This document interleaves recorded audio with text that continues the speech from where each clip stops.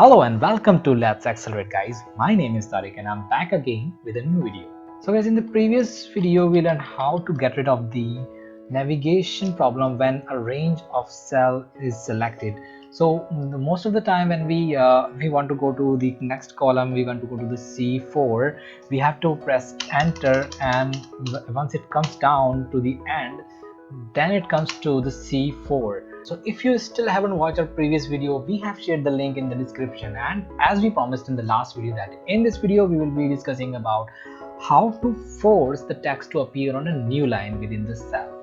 So sometimes we have a lengthy text and we want the part of the line on the new line. So I will show you how we can bring our desired text to the new line within the same cell like this.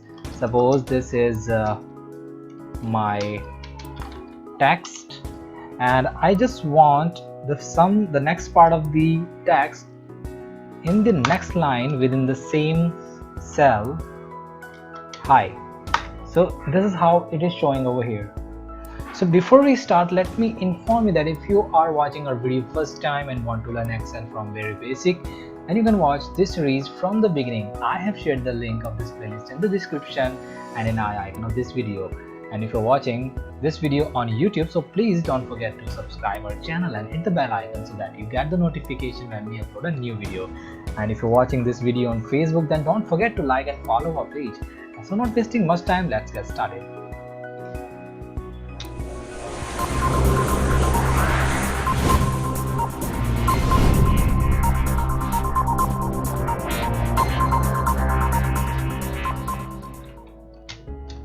So friends, sometimes we have a lengthy text or we want a text to bring into the new line within the same cell. However, wrap text can also do the same, but we don't have the full control over the wrap text because it breaks the text at specific place within the text. But we can also do the same manually and we can break it at our desired place in the text. Suppose, let me off this the wrap text. Suppose I want part of this text on the next line and within the same cell. So what I'll do, I'll press Alt and then enter within the line. So this is how we can bring it to the next line. Let me just do it. So if you still have some confusion, you can press F2 and you can see that it is still showing the next line. So let me just remove the wrap text. So let's move on to the next feature of Excel, which will save your time, and that is autocomplete. So autocomplete feature makes easier to enter the same text into the multiple cells. With the autocomplete, you type the first few letters of the text entry into the cell, and Excel automatically completes the entry based on other entries that you already made in the column. So we need to make sure that our entries are spelled correctly and are consistent. Let me show you how it works. Suppose you are entering the product information into the column. One of our product name is Alpha, and the first time you enter Alpha into our cell, the Excel remembers it. Later, when you start typing Alpha in the same column, so Excel recognizes it by the first letter or few letter and finish typing it for you. All you need to do is to just press Enter and you are done. So to override the suggestion, just keep writing. Suppose if you want to write at or almost, so you have to keep writing and it will go on. And if you start entering alpha with the lowercase in the second entry like this, I am using the alpha in the lowercase. So the moment I press few letters, it recognizes that I'm typing alpha and it will show that this is the complete name. And if I wanted to keep it, then I can press enter. Otherwise, I can keep typing my my word.